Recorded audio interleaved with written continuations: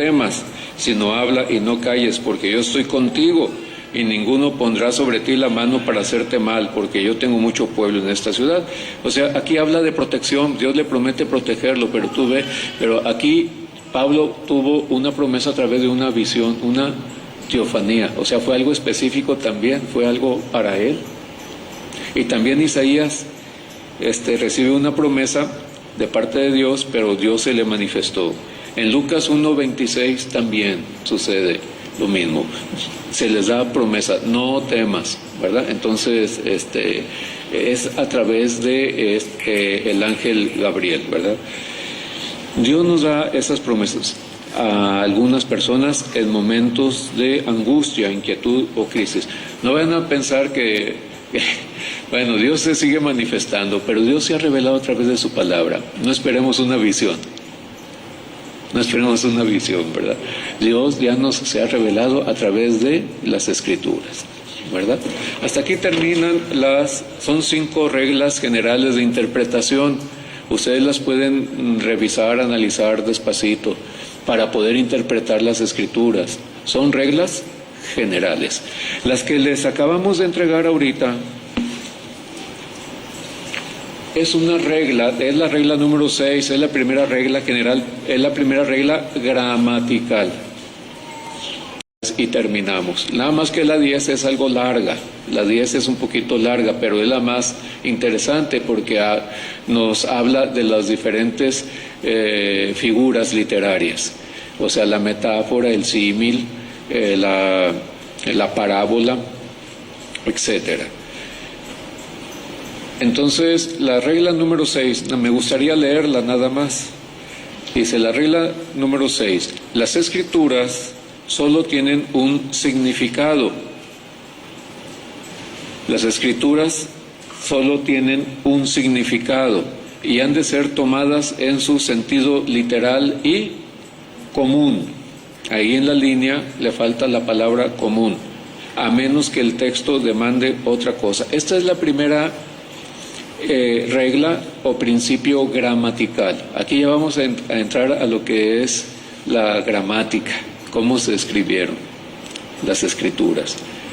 ¿Sí? Entonces, regla 6, les voy a pedir que en su casa la lean despacito. Todas las siguientes páginas hablan de la pura regla 6. Y es muy interesante. Dice, las Escrituras solo tienen un significado. Las Escrituras solo tienen un significado y han de ser tomadas en su sentido literal y común, a menos que el contexto demande otra cosa. O sea, a veces el contexto dice que es una alegoría o que es una parábola. ¿Sí? Puede ser que el texto en ese momento sea una alegoría, como en el caso de Sara y Agar en Gálatas. Dice que es una alegoría, o puede ser una parábola, ¿sí?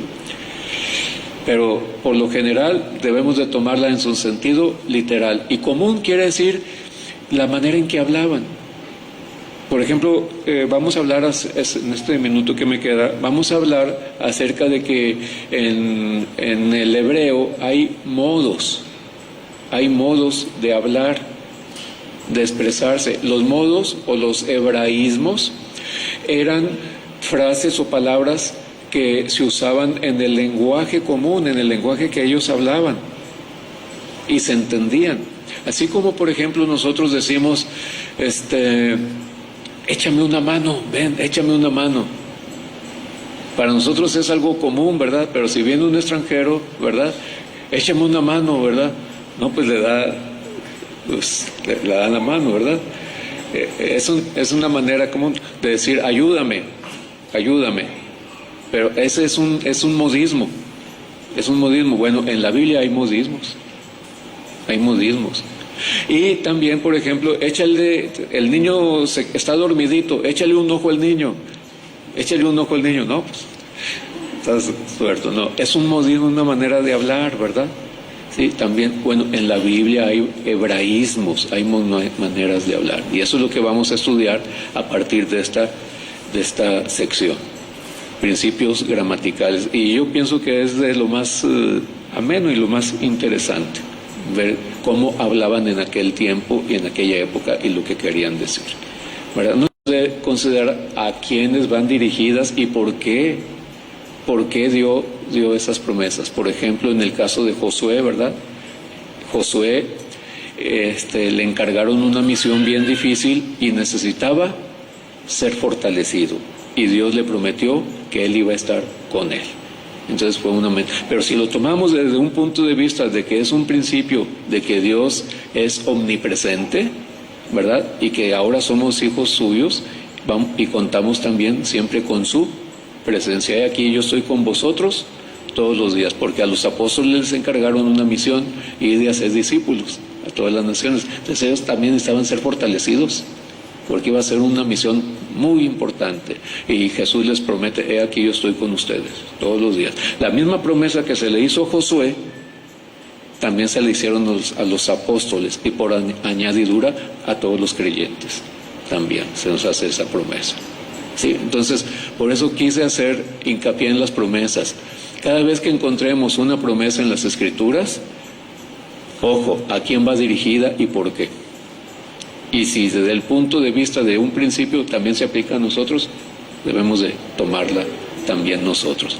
Pero en este caso, como por ejemplo en el caso de Isaías, que tuvo una teofanía, ¿verdad? Fue algo muy específico. Sí, en el caso de Pablo también fue algo muy específico.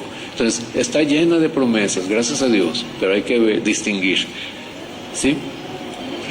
Porque puede ser que estés tomando una promesa que no se aplica a ti. Puede ser que no se aplique a ti y tú lo estás tomando. Por ejemplo, hay condicionales. Por ejemplo, todo lo que pidieres al Padre, ¿verdad?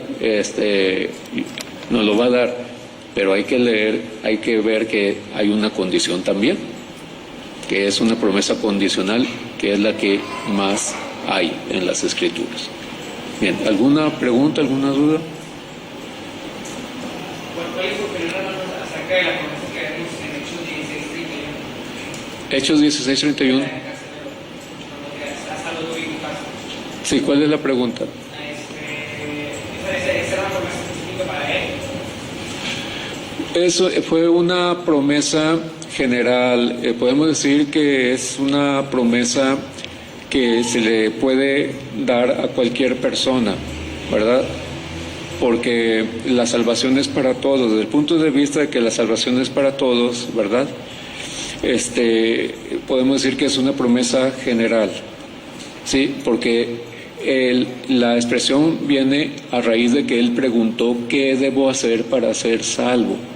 Él preguntó: ¿qué debo hacer para ser salvo? ¿Verdad? Cree en el Señor Jesucristo y serás salvo tú y toda tu casa. Pero como Dios desea la salvación del hombre, entonces es una promesa general que a todo aquel que cree es salvo. ¿Sí? Algunos hermanos de repente, no, es que aquí entonces me dice: como ya soy salvo yo de mí en Cristo, ya toda mi familia va a ser cristiana. No, al decir tú y toda tu casa se refiere toda tu familia. Pero en el siguiente versículo dice: y todos fueron bautizados. Y su casa, ¿verdad? Dice que fueron bautizados. Quiere decir que tenían capacidad de comprender, y a través de las Escrituras, en otros pasajes se dice que primero es la conversión y después el bautizo. Entonces, ellos predicaban eso: creen en el Señor Jesucristo. ¿Y qué dijo el Señor Jesucristo? Id y hacer discípulos a todas las naciones, bautizándolos. Pero id y hacer discípulos, o sea, implica creer, implica la salvación, ¿sí? Desde ahí viene ese principio, y Pablo lo sabía. Pablo sabía que primero es la conversión del carcelero y de su familia, aquellos que pudieran comprender, ¿verdad? Y creer, ¿sí? Y después ser bautizados. Entonces, muchos piensan, ¿verdad?, que por el hecho de que esto le dijo Pablo el carcelero: cree en el Señor Jesucristo y serás salvo tú y toda tu casa, ¿verdad? Piensan que ya por añadidura o de hecho ya los demás miembros son salvos. No, no es así, sino que se requiere cierta capacidad de comprensión porque si lees el otro versículo, dice que se fueron bautizados, y para ser bautizados primero tuvieron que comprender y creer. Primero tuvieron que comprender, ¿verdad? Entonces, no significa que si yo soy salvo, ya mi esposa es salva, no, ella tiene que creer también. No significa que mis hijos son salvos, no, ellos necesitan también comprender, ¿verdad? Y aceptar. Entonces, es bien bonito, ¿verdad? Y es una promesa que yo he escuchado en muchos creyentes. Dicen, no, es que yo tengo la promesa. ¿Cuál promesa? Cree en el Señor Jesucristo y será salvo toda tu casa. Entonces ellos dan por hecho que también su familia va a ir al cielo. Y tienes que explicarle. ¿Cómo tienes que explicarle? Tienes que hacer un recorrido por diferentes pasajes de las Escrituras donde se enseña el punto, que es necesario creer. El Señor Jesús dice, id y hacer discípulos, ¿verdad? Y en sí tienes que conocer varios pasajes para enseñar eso. Sí, nosotros lo entendemos, ¿verdad? Nosotros lo entendemos, pero me ha tocado personas que me han dicho así, es que yo tengo la promesa, hermano. ¿Cuál promesa? Ahí implica tanto la responsabilidad vamos a decir en este caso, de la familia, ¿verdad? para creer, y la responsabilidad en este caso de la persona que es creyente. Así es. Así es. Sí, o sea, si usted se convirtió a Cristo, ¿verdad? Usted le va a testificar a su familia. También tenemos que enseñar otros pasajes donde es responsabilidad de cada quien creer, ¿verdad? Sí, entonces, ese es el problema a veces de las promesas, ¿verdad? Que vemos la promesa, pero hay que ver el enfoque de esa promesa y a quién va dirigida y por qué. Entonces hay que hacer el recorrido.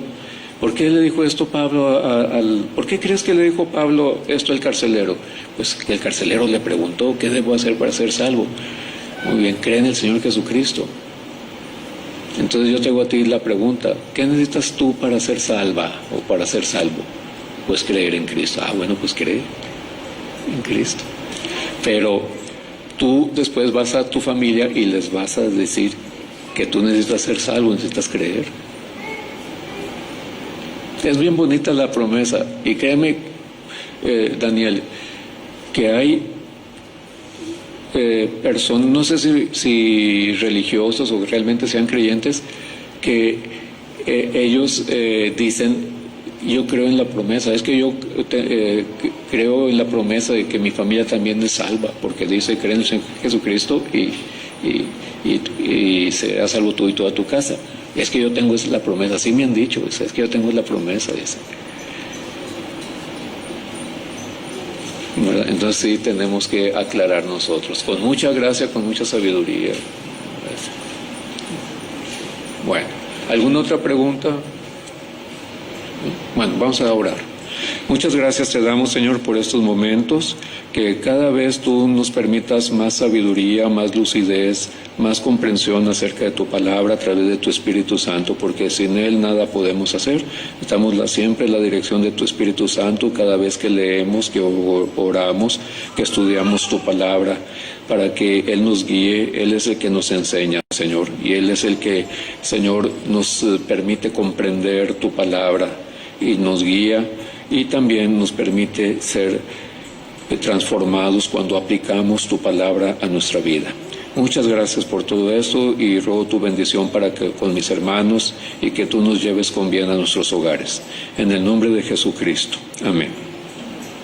Bueno, muchas gracias, que Dios les bendiga.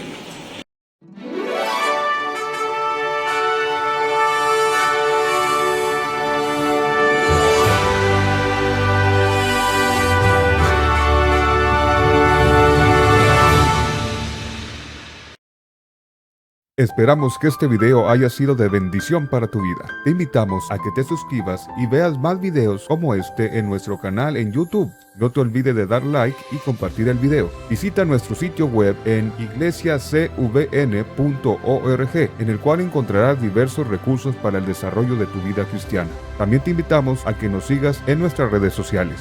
Iglesia Cristiana, Vida Nueva para las Naciones.